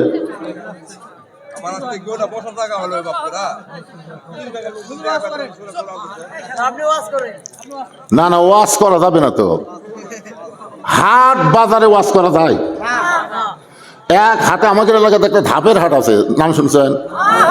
লক্ষ লক্ষ মানুষ থাকে ওই জায়গায়। যদি কাউ কোন ভাই আপনি 10টা মিনিট ওয়াজ করেন, তো ওয়াজ করতে পারবি না, কারণ ওয়াজ করবার গেলে শ্রোতা থাকা লাগবে। ওই শ্রোতা নাই তো, কেউ গরু কিনতেছে, কেউ মরিচ কিনতেছে, কেউ আলু কিনতেছে, এর মতো ওয়াজ হবে। ওয়াজ শুনতে গেলে সুন্দর একটা পরিবেশ দেওয়া লাগবে। আর আজকের ওয়াজ হলো মানুষ মরে গেলে যে আয়াত আমরা কই কি জন্য বলি সেইটা তাফসীর করে বুঝানোর চেষ্টা করা হচ্ছে। প্রথম ধরেছি আমি নারীকে, তারপরে ধরবো মরদকে। কারণ মা ভালো, পেটের বাচ্চা আল্লাহর ওলি হয়ে গেল। আর বাপ যতই ভালো হোক, মুআবিয়া, হযরত মুআবিয়া কি আল্লাহ নবীর সাহাবী না?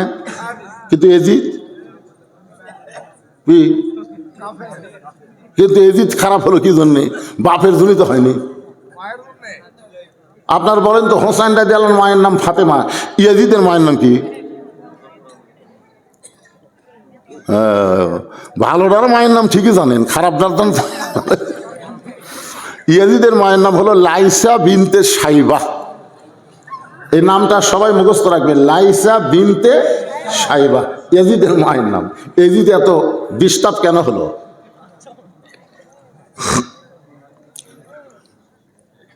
আব্দুল কাদের জিলানী বললেন এশার নামাজের পরে হযরত আলী ঘরের মধ্যে ঢুকে দেখে ঘরটা সুন্দর করে সাজায় রাখছে।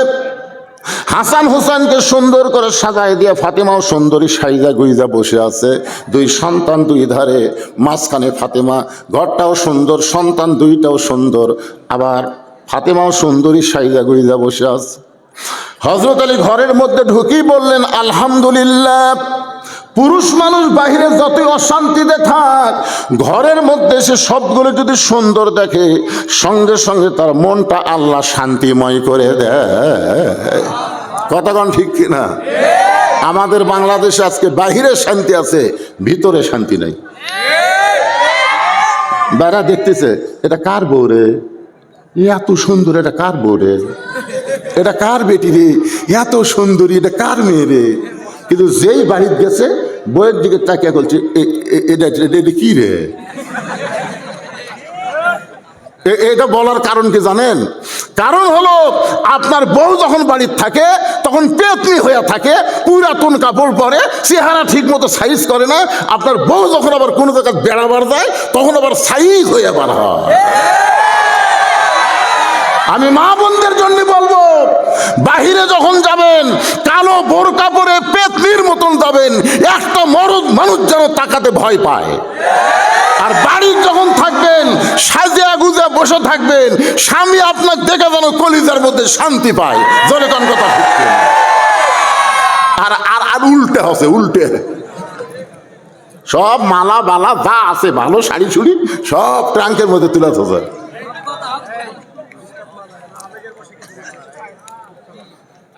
একটু মনোযোগ দিয়ে শুনবেন। হযরত আলী আল্লাহর প্রশংসা করতেছেন আলহামদুলিল্লাহ। সঙ্গে সঙ্গে ফাতেমা হাসান হোসেনকে বুকের মধ্যে নিয়ে কানে কানে বলতেছে, বাবা তোমরা দুই ভাই একটু অন্য ঘরে যাও, তোমার বাবার সঙ্গে আমার আজকে গোপন কিছু গল্প আছে। বাবা যেই মাত্র ঘরে ঢুকে আলহামদুলিল্লাহ বলছে, সঙ্গে সঙ্গে ফাতেমা দুই বেটা বুকের মধ্যে চাপে ধরে বলতেছে, বাবা তোমরা দুই ভাই একটু অন্য ঘরে যাও, তোমার বাবার সঙ্গে আমার গোপন কিছু গল্প আছে। হাসান হোসেন মুচকি মুচকি হাসতেছে। যখন বলছে তোমার বাবার সঙ্গে আমার গোপন কিছু গল্প আছে, তখন হাসান হোসেন মুচকি মুচকি হাসতেছে। হাসার কারণ হলো আল্লাহ রাসূল বলেছেন, তোমরা স্বামী স্ত্রী যদি মহব্বত করতে চাও তাহলে তোমাদের বাচ্চাগুলোর দিকে একটু সতর্ক দৃষ্টি দিয়া তাকাও। কি শরীয়তের কথা শুনবেন? যতদিন সন্তান মায়ের স্তনে দুগ্ধ পান করে 2-2.5 বছর পর্যন্ত সন্তান দেখবার পায়, কিন্তু মেমোরির মধ্যে ধারণ করবার পারে না। কিন্তু সন্তান যখন 2.5 থেকে 3-4 বছর হয়ে যায়, তখন সন্তান খালি দেখবার পায় না, ওরা মেমোরির মধ্যেও ধারণ করে। অন্তত কমপক্ষে 8 ঘন্টা পর্যন্ত ওই কি দেখলো এটা অন্য জায়গায় বলবার পারবি। আমার কথা কি খেয়াল করছেন? তাহলে 3 বছর বাচ্চার সামনে আপনি যদি আপনার বউকে আদর করেন, ওই বাচ্চা ওটা দেখে বাইরে এসে বলতে পারে, আব্বা তাই মাস্ক চাপায় ধরছিল, এর বলবার পারে। এই জন্য শরীয়তের নিয়ম হলো, বাচ্চারা যখন বড় হবে, একটু বয়স হবে, বাচ্চাকে যদি আপনার স্ত্রীকে আপনি আদর করতে চান, তাহলে বাচ্চাকে হয় ঘুমাইয়ে দেন, ঘুমান পর্যন্ত আপনি ধৈর্য ধরেন। বাচ্চা ঘুমায় গেলে ওই ঘরে স্বামী স্ত্রী আদর করা যাবে না। বাচ্চা ঘুমানোর পরে অন্য আর একটা ঘরে আদর করেন, ওই বাচ্চার ঘরে করবেন না। হঠাৎ যদি চেতন পায়, বাচ্চা কিছুই বলবে না, টেরা টেরা করে সব দেখবে।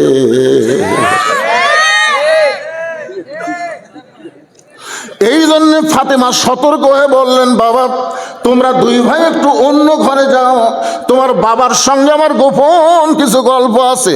হাসান হোসেন হাসতে হাসতে যখন অন্য ঘরে যায়, আস্তে করে ফাতেমা ঘরের দরজাটা বন্ধ করে দেয়।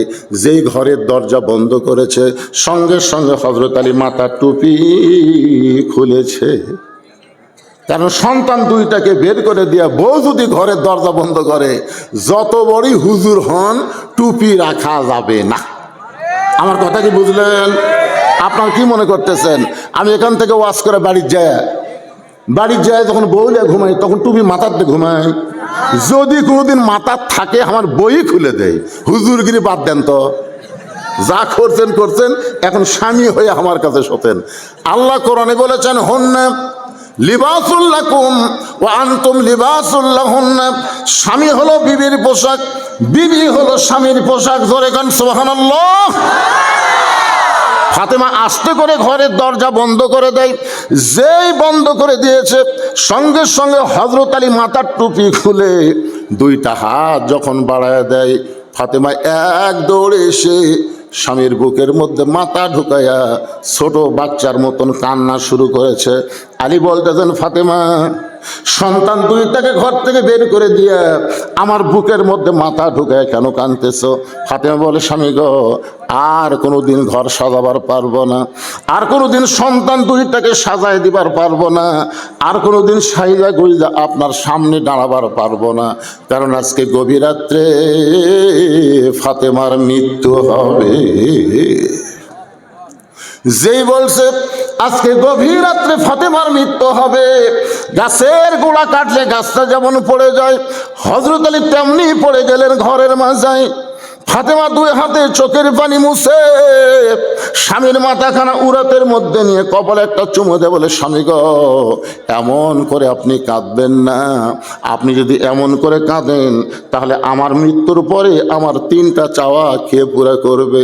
আলী কান্দার বলে, ফাতেমা দুনিয়াতে গরিব ছিলাম বলে তুমি কিছুই চাইলা না, আমি দুনিয়াতে গরিব ছিলাম বলে তুমি কিছুই চাইলা না, কিন্তু আজকে তুমি রাত্রিবেলায় মারা যাবে, মরার পরে তুমি কি চাইবা ফাতেমা? ফাতেমা বলতেছে, আমার 1 নম্বর চাওয়া হলো রাতের অন্ধকারই আমাকে দাফন করা লাগবে। আমি রাতের অন্ধকারে পর্দায় বিদায় নিব, আর দিনের বেলা যদি আমার কবর দেন, তাহলে আমার পর্দার খেলাফ হয়ে যাবে। ওগো স্বামী, আমার 1 নম্বর চাওয়া হলো রাতের অন্ধকারই আমাকে দাফন করবেন। আমার 2 নম্বর চাহিদা হলো আমার কোনো জানাজার ব্যবস্থা করবেন না।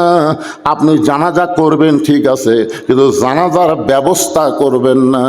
আলী বলতে, ফাতেমা তুমি নবীর কলিজার টুকরা, তোমার মৃত্যুর খবর শুনলে হাজার হাজার মানুষ জানাজায় হবে। ফাতেমা বলতেছেন, হাজার হাজার মানুষ পুরুষের জন্য হলে লাভ আছে, কিন্তু নারীর জন্য কোনো লাভ নেই। কারণ একজন নারীকে যদি হাজার হাজার পুরুষ বলে মেয়েটা ভালো, স্বামী যদি বলে ভালো না, তাহলে ওই মেয়েটার কোনোই লাভ হবে না। আর দুনিয়ার সমস্ত মানুষ যদি বলে মেয়েটা খারাপ, আর স্বামী যদি বলে আমার বউ ভালো, তাহলে স্বামীর কথার সার্টিফিকেটে আল্লাহ 8টা জান্নাতের দরজা খুলে দিল। এখন আপনাদের কাছে আমি জানতে চাই, বউ ভালো হওয়া লাগবে কার কাছে? এই স্বামীরা কথা কন না, কিন্তু আমাদের গুলা ল উল্টা কি কয়, খালি তুমি আমাকে দেখতে পারো না, গোটা পাড়া খুঁজে দেখো আমার বিরুদ্ধে কেউ নেই। ও পাড়ার কোনো লোক আর বিরুদ্ধে নেই, স্বামীর বলতে তুমি খালি দেখতে পারবো না, তো পাড়ার লোক দেখে লাভ কি? যার ঘর করতে আইছো তারই শুধু পছন্দ হওয়া লাগবে। ফাতেমা বলে, স্বামী গো, আমার 3 নম্বর চাওয়া হলো, আমি মরে যাওয়ার পরে আমার লাশটা আপনি খাটনিতে তুলবেন না, কারণ খাটনি কান্দে নেওয়ার 4 জন পুরুষ আমি ফাতেমা খুঁজে পাইলাম না। আমার বাবা যদি আজকে দুনিয়াতে থাকতো, মরা মেয়ের লাশের খাটনি বাবা কান্দে নিবার পারতো, কিন্তু 6 মাস আগে আমার বাবা দুনিয়া থেকে বিদায় নিয়ে গেছে। আমার হাসান হোসেন এত ছোট, এরা তো মায়ের লাশের খাটনি কান্দে নিবার পারবে না। আপনি শুধু আমার লাশটা কান্দে করে নিয়ে ওই জান্নাতুল বাকির পূর্ব কোণায় সবুজ রঙের একটা বাতি জ্বলবে, ওই বাতি বরাবর আমাকে দাফন করবেন। ওগো স্বামী, আপনি যদি আমার কবর খুঁড়তে কষ্ট হয়, তাহলে আপনার একান্ত আপন যদি কোনো বন্ধু থাকে, তার একটু গোপনে বলে দিবেন সে ফাতেমার কবর খনন করে দুনিয়ার কোনো মানুষকে যেন কবরের খবর না জানায়। গভীর রাত্রে হযরত আলী কাঁদতে কাঁদতে তার আপন বন্ধু আবু যর গিফারির জানলার কাছে, বিষাক্ত সাপ যেমন ফসফস করে এমন করে হযরত আলী কাঁদতেছে। আবু যর গিফারি দরজা খুলে জানলার কাছে সে বলতেছে, আলী ভাই, জীবনে বহু যুদ্ধ তোমার সঙ্গে করেছি, কোনো যুদ্ধে তোমাকে পরাজিত হয়ে কাঁদতে দেখি নাই। আজকে তোমার জীবনে এমন কি যুদ্ধ শুরু হলো, তুমি এমন করে আমার জানলার কাছে পরাজিত সৈনিকের মতন কেন কাঁদতেছ? আলী বলতেছে, আবু যর, জান্নাতুল বাকির পূর্ব কোণায় সবুজ রঙের একটা বাতি জ্বলতেছে, ওই বাতি বরাবর একটা কবর কর। আবু যর গিফারি বলতেছে, এখন পর্যন্ত কেউ মরার খবর শুনি নাই, তাহলে কবর কেন করতে হবে? আর রাতের বেলা কবর না করে দিনের বেলা কি কবর খনন করা যায় না?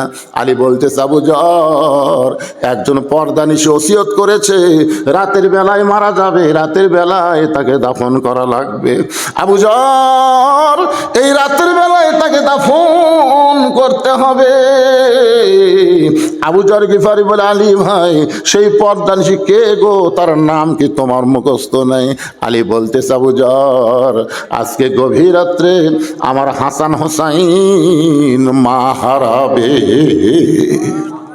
যেই বলছে আজকে গভীর রাত্রে আমার হাসান হুসাইন মা হারাবে, আবু যর গিফারি বলতে যেটা হতে দেওয়া যায় না, কারণ 6 মাস আগে নবী দুনিয়া থেকে বিদায় নেওয়ার পরে তোমার 2টা সন্তানের চোখে পানি ছাড়া মুখে হাসি দেখি নাই। 6 মাস আগে নবী দুনিয়া থেকে বিদায় নিয়েছে, তোমার 2টা সন্তান হাসান হোসেনের চোখের মধ্যে খালি আমরা পানি দেখছি, একটা বারো তাদের মুখে হাসি দেখি নাই। কারণ হাসান হোসেন 2 ভাই গলা ধরে ঘুরে বেড়ায় গোটা মদিনা ঘরে, আর সাহাবীদের জিজ্ঞাসা করে, আমার নানাকে দেখছো নাকি রে? আমার নানা আমাদেরকে ছেড়ে কোথায় লুকাইছে? আবু বকর রাদিয়াল্লাহু শাহাদত আঙ্গুলি তুলে বলেছে, রে নবীর সাহাবীরা, হাসান হোসেন যতদিন নানা নানা বলে কানবে, খবরদার নবীর রওজার কথা বলে দিও না। কারণ ওরা যদি একবার রওজার খবর পায় আর রওজার কাছে এসে নানা নানা বলে চিৎকার দেয়, আমি আবু বকর বলতেছি আল্লাহর নবীর ঘুম ভেঙে যাবে। কারণ আমাদের নবী কিন্তু মরে নাই, মরে আছে। এই জন্য সকলে আমার সঙ্গে বলেন, ইসলামের আলো জ্বলায়া দিয়া নবী ঘুমায়া আসেন সোনার, ইসলামের পতাকা উড়াইয়া দিয়া নবী শুইয়া আসেন সোনার মদিনায়। আবু যর গেফারি বলতেছে, আজকে যদি রাতের বেলা আবার মা মারা যায়, এমনি তো নানার সুখ তারা কেটে ওঠে নাই, আবার যদি রাতের বেলা মা মারা যায়, তোমার দুইটা সন্তানকে তুমি কেমনে সামাল দিবা? আলী বলতেছে, আবু যর পরের কথা পরে চিন্তা করা যাবে, যা একটা কবর কর। আবু যর গেফারি কোদাল নিয়ে ওই জান্নাতুল বাকির পূর্ব কোনায় সবুজ রঙের বাতির কাছে গিয়ে দেখে বাতির কোনো তার নাই, বাতির কোনো সুইচ নাই, বিনা তারে বিনা সুইচ আমার আল্লাহ তাআলা অটোমেটিক জ্বলায়া দিছে। লিল্লাহে তাকবীর। ইমানের নূর নিয়ে যদি আপনি কবরে যাবার পারেন, ইমানের নূর কিন্তু সবসময় থাকবে না। ইমানের নূরকে রাখতে গেলে নামাজ পড়া লাগবে, রোজা করা লাগবে, নবীর তরিকা মোতাবেক চলা লাগবে। এই ইমানের নূর নিয়ে যদি কবরে যাওয়ার পারেন, আপনার অন্ধকার কবর অন্ধকার থাকবে না। আল্লাহ অটোমেটিক কবরের মধ্যে একটা জান্নাতের বাতি জ্বলায় দিবে। জোরে কান সুবহানাল্লাহ। আবু যর গিফারি লক্ষ্য করে দেখে বাতির তার নাই, বাতির সুইচ নাই, বিনা তারে বিনা সুইচে আমার আল্লাহ তাআলা অটোমেটিক জ্বলায়া দিছে। এই যে দেখেন তিনটা, এই তিনটা যে একসাথে যাচ্ছে, এর নিয়ত কি?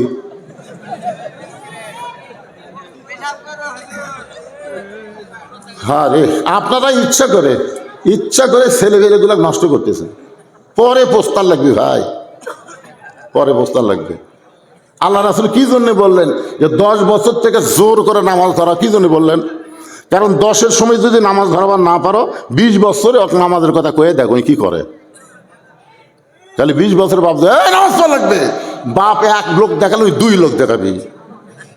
তোমার মনে হয় তুমি যাও, আমি যাবো না। চোখ এমন বড় বড় করবি, বাপই ভয় করবি না, বাবা দরকার নাই রে। এই জন্য ভালো করবার গেলে ছোট থাকাই ভালো করা লাগবে বাদান। কাঁচা কুঞ্চি যেদিকে খুশি সেদিকে বেকা করা যায়, পাকিয়া গেলে আর বেকা হয় না, মট্টস করে ভাঙ্গে যায়। এই অবস্থায় যদি আপনার লোক ছাড়ে এরা 3 জন উঠে যায়, এরা কি করবার যাচ্ছে বুঝছেন না?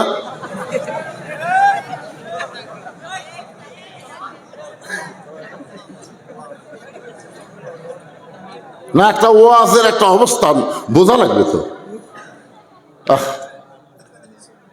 3 জায়গাতে 3 জন উঠলে তাও হতো, এক জায়গার থেকে উঠছে, আর একটা বুদ্ধি করছে। এই আবার আসতেছে কারা?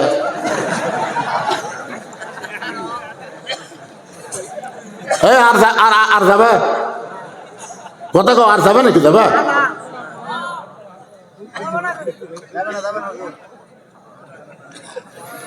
ভাইজান, যেদিন থেকে বাংলাদেশে সিজার করা শুরু হয়েছে বুঝছেন, সেই দিন থেকেই এই বাচ্চাকে চরিত্রের কোনো গ্যারান্টি নাই।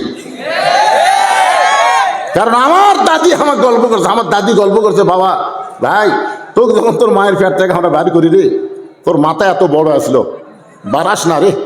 শেষ পর্যন্ত বার হলো মাথা লম্বা হচ্ছে তোর, পরে আমরা থাবে থাবে মাথা গোল করছি জানেন। আমি যতদিন আমার মা ঘুমাইছে, আমি মায়ের পায়ে চুমা খাইছি। আমার মার কবর এখন আমার মসজিদের পাশে, বাপের কবর। ওয়াজ করতে আসি একবার সালাম দেই, যাওয়ার পর একবার সালাম দে। মা কত কষ্ট করছেন, মা কত কষ্ট করছেন। আর এখন কষ্ট, পেটত বেদনা উঠলে ডাক্তারের কাছে, ডাক্তার মিশাই পরীক্ষা করে কয় ব্যাকা হয়ে আছে, মিশাই শালা টেকা খাওয়ার বুদ্ধি। মিশাই কয় পানি নাই, কয় পানি নাই, ও পানি নাই, ব্যাকা হয়ে আছে। এখন মরদ মানুষ কয় এই বোগ মারবো না ভাই, সিজারই করবো। আসলে কিছুই নয় বাজান, সিজার করা মানে বাচ্চা হওয়ার 2 দিন আগে পেট কাটা। পেট কাটা থেকে ঘুমের মধ্যে আছেন, কি করবি? চেতন করার জন্য পাও ধরে এমন একটা ঘুরেন দেয় বুঝছেন, ওই মাথার ঝাঁকি খায়, ও যে ঝাঁকি খাচ্ছে, এই ঝাঁকিতে এরা ধৈর্য হারা হচ্ছে। এরা মোবাইল ছাড়া ভাত খায় না, মোবাইল ছাড়া কান্না বন্ধ হয় না। জোরে কোন কথা কর না, নষ্ট হয়ে গেছে সব। ও যে একটা আসতেছে সেনাপতির লাগালে কুটতে আলাই যাও।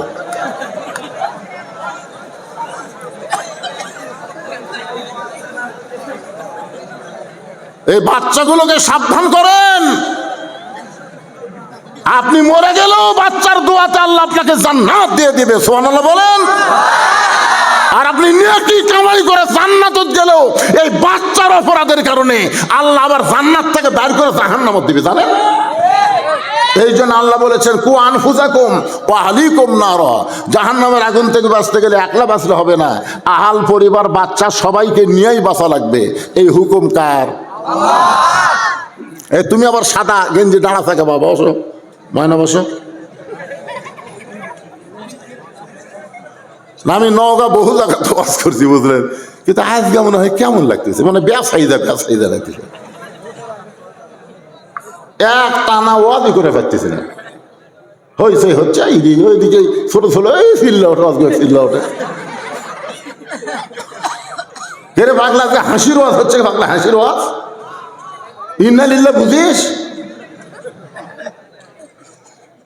কোন বনেরই পাখি তুমি, আইলারে কোন বনে, আবার কোন বনেতে যাইতে হবে পড়ছে নাকি মনে? আমাদের সবাইকেই যাওয়া লাগবে ভাই।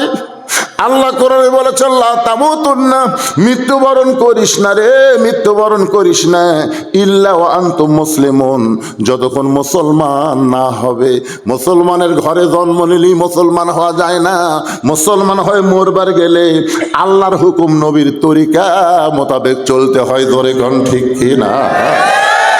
মুসলমান হয়ে যদি মরতে পারেন আপনার কবর অন্ধকার হবে না। আবু যর গিফারি তাকায় দেখে তার নাই সুইচ নাই, বিনা সুইচে আমার আল্লাহ তাআলা একটা বাতি লটকায় দিছে। ওই বাতির নিচে লক্ষ্য করে দেখে বাতির আলো গোলাকার না, চার দিক হয়ে চার কোণা হয়ে পড়েছে।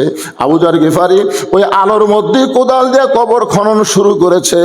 কবর খুঁড়তে এক সময় বলতে যে কবর, দিনের বেলায় কবর না খুঁড়ে এ রাতের বেলা কবর খুঁড়তেছি, তুই কি জানিস রে কবর আমি রাতের বেলা কেন কবর খুঁড়তেছি? কবর রে, তোর মধ্যে এমন একজন মহিয়সী নারীকে দাফন করা হবে, আল্লাহর নবীর মেয়ে হওয়ার পরেও নবী তাকে মা সম্মান দিয়েছে। আবু যর গিফারি বলতেছে আল্লাহর নবীর মেয়ে হওয়ার পরেও নবী তাকে মার সম্মান দিয়েছে। একদিন হাসান হোসেন দুই ভাই নবীর দুই উরাতের উপরে বসে আছেন মসজিদ নববীর মধ্যে।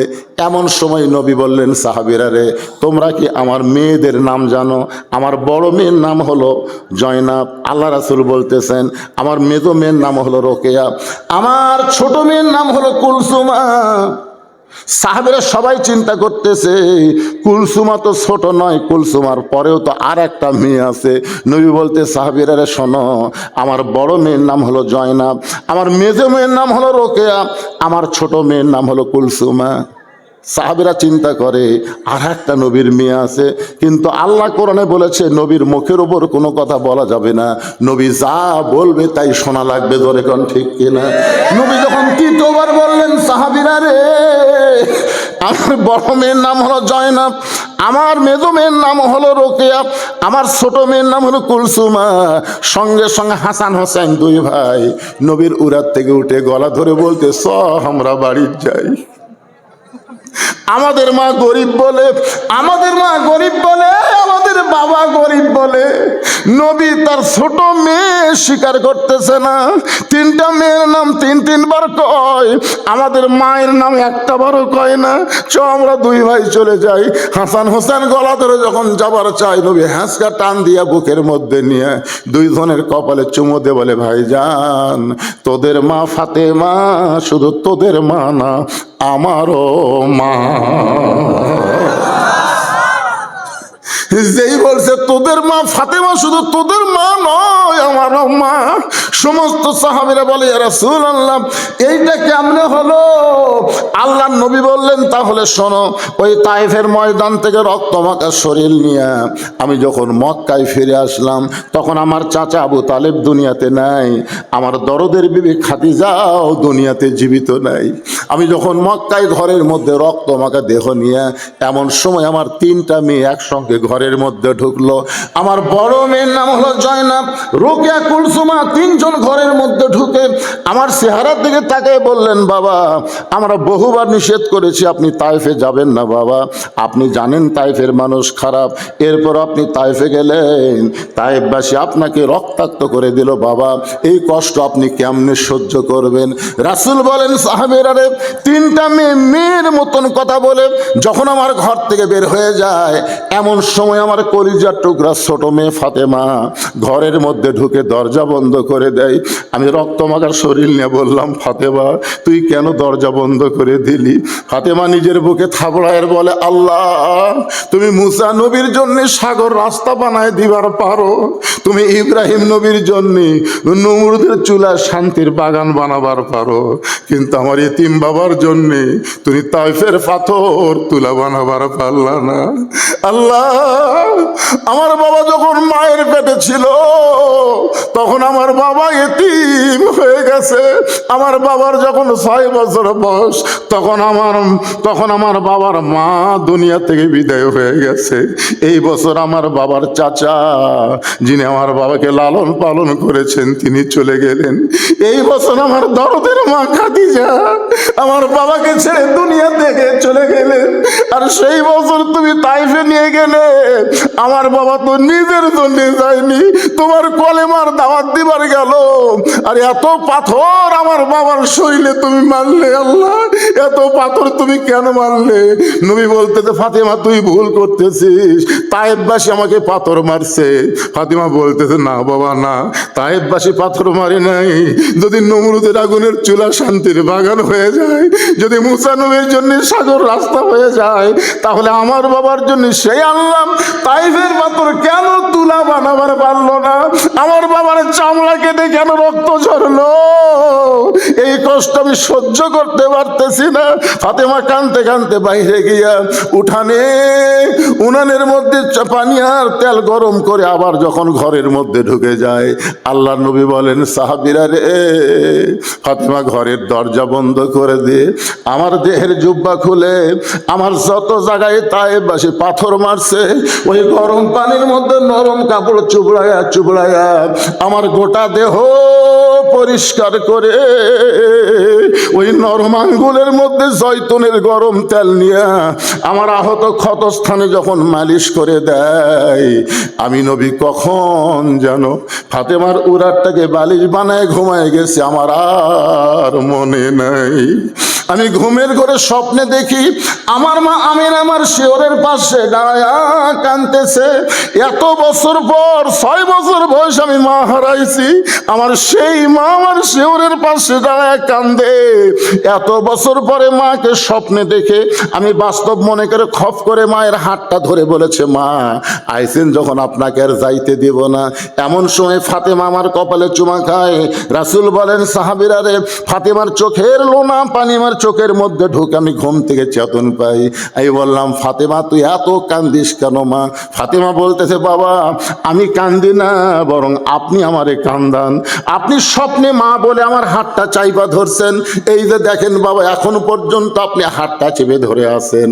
আল্লাহ রাসূল বলে, ফাতেমা স্বপ্নে যদি মা বলে তোর হাতটা চাইবা ধরি, ওই আল্লাহর শপথ করে বলতেছি তুই শুধু আমার মেয়ে না, তোর ভিতরে রয়েছে আমার মা আমিনা। আবু যর গিফারি বলে, কবর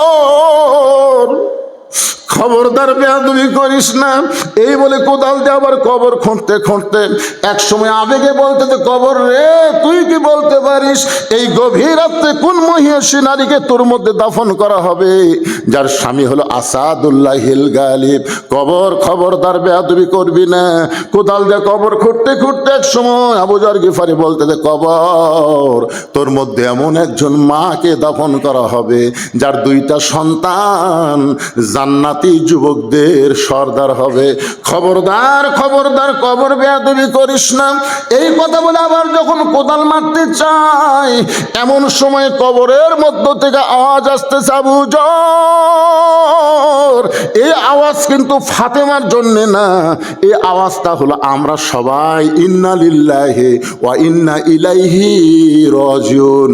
আমরা সবাই কবরে যাব, আমাদেরকে লক্ষ্য করি কবর থেকে বলা হচ্ছে, আমি কারো মা, কারো বাবা, কারো সন্তান দেখব না, কার বাবা কেমন, কার স্বামী কেমন, কার সন্তান কেমন, আমি এইটা দেখব না। আমি দেখব আমল যদি ভালো হয় কবর জান্নাতের টুকরা হয়ে যাবে, আর আমল যদি খারাপ হয় কবর জাহান্নামের গর্ত হয়ে যাবে। এই কথা শোনার পরে আবু যর গিফারি গোটা দেহ থরথর করে কাঁপতেছে, আর কোদাল মারতে পারে না। কোদাল ফাইলা দিয়ে আবু যর গিফারি ওই কবরের দিকে আর তাকাবার পারে না। কাঁদতে কাঁদতে কোথায় যেন চলে গেছে।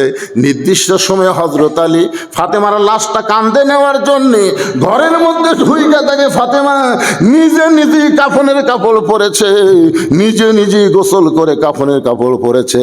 হাসান হোসেনকে দুই ভাইকে ঘুমায় দিয়া ফাতেমা মাঝখানে চিরদিনের মতন ঘুমায় গেছে। হযরত আলী ফাতেমারে কাঁধে করে নিয়ে ওই জান্নাতুল বাকির পূর্ব কোণায় সবুজ রঙের বাতি বরাবর এসে চিৎকার করে বলে, আবু যর, কবর ছেড়ে তুই চলে যা, তুই কবর ছেড়ে চলে যা।